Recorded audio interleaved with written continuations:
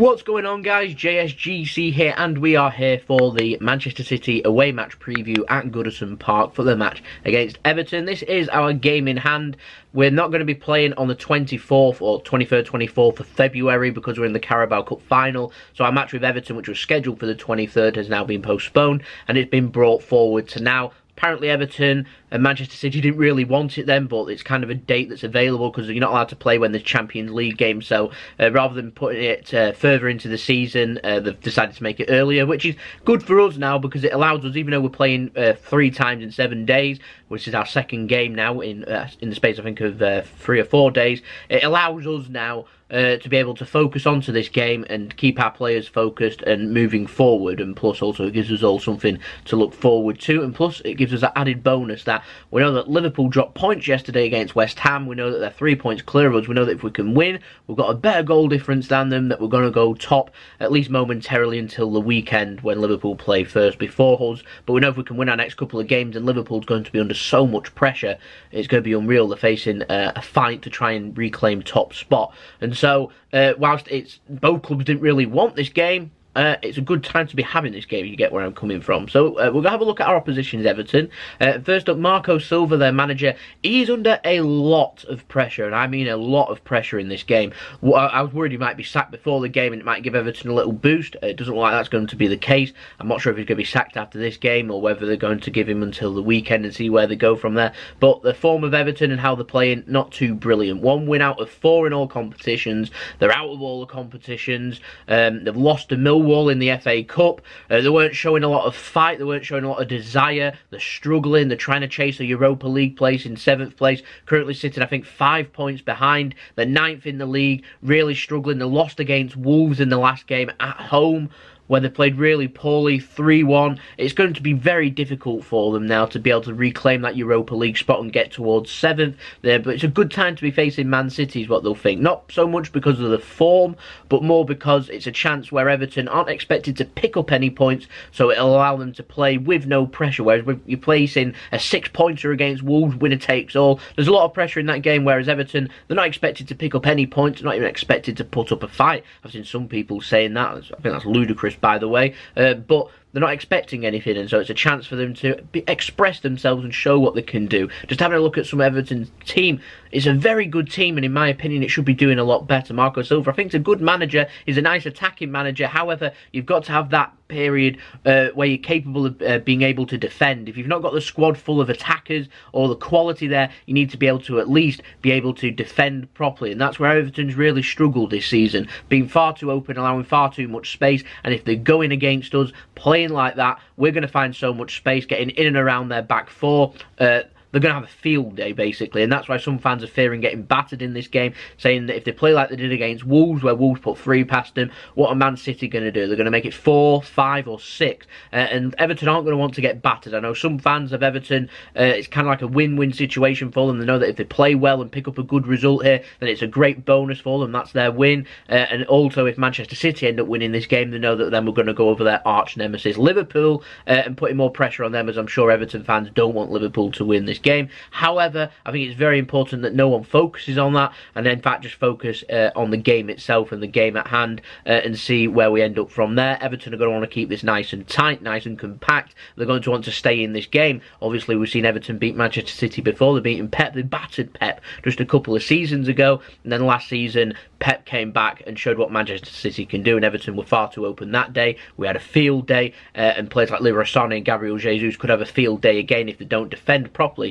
But just having a look at some of Everton's players, you might see where I'm coming from when I say they should be doing better. Jordan Pickford in net, England's #1. He's a decent goalkeeper. A good signing in Richarlison, who's doing well. They've got players like Tosun that's capable of holding up the ball. They've got Walcott, who, for me, bit of a pace merchant, not a great player, but still, you'd expect with all his experience to be doing a lot better. Andre Gomez, who scored in their last game, he's a decent player. They've got players like Tom Davies, who we've seen play really well a couple of seasons ago against Man City. They've got Keane at centre-back, Zuma at centre-back. They've got players like Seamus Coleman, Leighton Baines too. It should be doing better. They should all be doing better, and they're really struggling. I've seen some people fearing that Seamus Coleman's going to be torn apart by the pace of Leroy Sané. I'm not too sure what's happened to Seamus Coleman, but I remember when he used to be a very solid, decent right-back. He doesn't seem to be going that way at the moment. And so one thing Everton's got to have to focus on is defending and defending deeper and being and defending very well. Look at how Newcastle played against us. Look at how West Ham defended deeper yesterday against Liverpool, and think like that. And that's what Everton's got to do. And if they're allowing us space and allowing us chances and allow us to keep knocking at that door, we're going to score eventually. You're going to find it very difficult to nil us, which means Everton's going to need to score. And Manchester City, they do like being very aggressive in the first 15 minutes. Even the last couple of games that we've played in, Sergio Aguero has scored 2 goals, 1 goal in both games there, so 2 goals in the first minute. And so you're going to find it very difficult. You've got to be switched on right from the whistle going right through to the final whistle. It's going to be a very hard game for Everton. It's going to be a long 90 minutes. But it's a type of game that Everton can really use as a confidence boost for their season.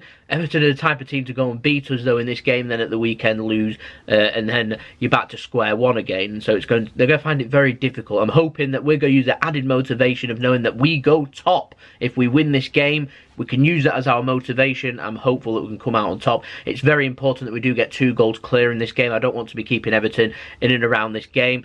Something we did so well last season was not just scoring once then stopping, but going again and trying to get that second and then defending properly and going from there. And that's where we end up picking up 3, 4, 5 goals, and that's what we're all about. So we need to make sure we do that again. We did it against Arsenal. We was unlucky to concede some bad defending, but we very near went 2-0 up on both occasions. Could have had a penalty. We ended up putting the ball in the back of the net that was disallowed too, and we were creating opportunities, and that's what Man City is all about, creating opportunities and making things happen. So for City, team news, not expected to see Vincent Kompany, Bravo, and probably no Mendy either. Expect a lot of rotation in this game, so I'm talking 3, 4, even 5 players that possibly didn't start against Arsenal will probably start in this game. Like I said, it's our second game out of 3 in the space of 7 days. That Arsenal game was a very tiring marathon of a game. I'm expecting another one against Chelsea, so some of our players will get a rest, and then I expect 1 or 2 players to maybe give a rest against Chelsea that need it, that's maybe started against Arsenal and against Everton. It's all about squad rotation. That's why we've got a big squad.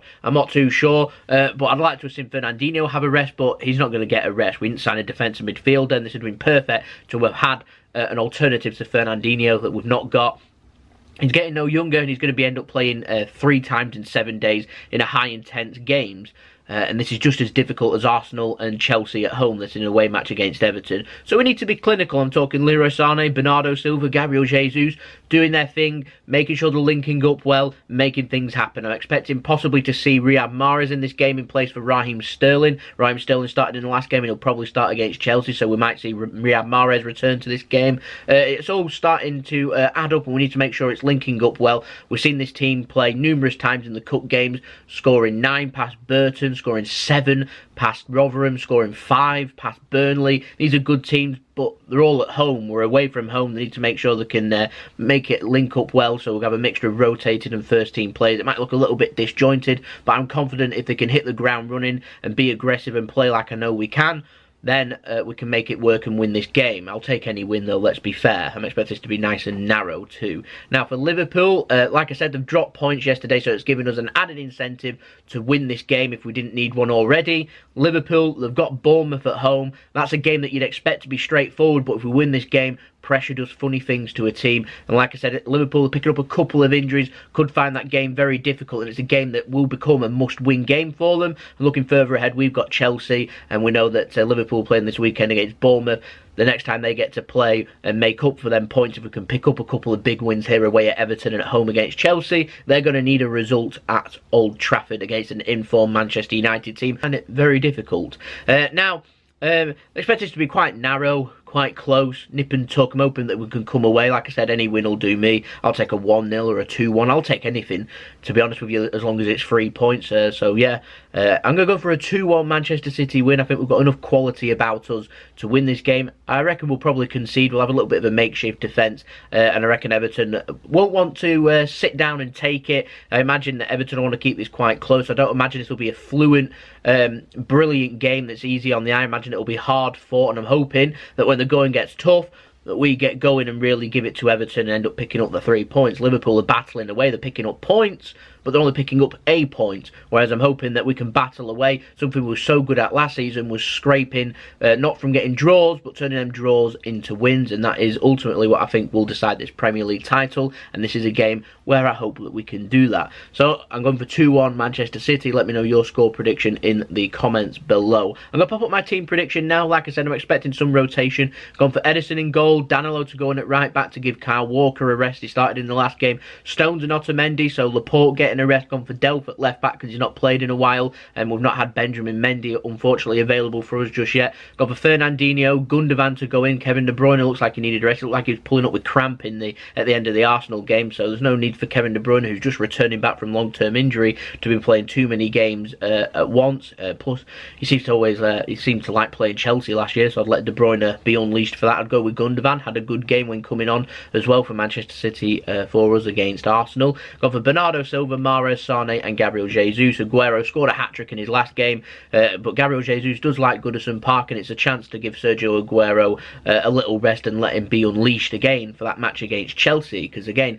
Sergio Aguero loves a little battle against David Luiz. They have past history, so I'm hoping they can make that one count. I'm just looking further ahead, and I think they'll have some players start in this game, not start against Chelsea, and some players start in this game and start against Chelsea that didn't start against Arsenal, and it's all about squad rotation, so it'd be quite a difficult one to predict. I won't be surprised to see us go with 3 at the back again either. We might see Laporte start with Stones and Otamendi, possibly see Danilo going at right back, and possibly maybe even Fernandinho slotting in at left back, or maybe Fabian Delph. It'll be interesting to see. Keeps people guessing. It makes it very difficult for Everton to predict and prepare for, so hopefully we can make that count, and we can pick up the win and pick up the 3 points, which is what's needed for us to go top. So a chance.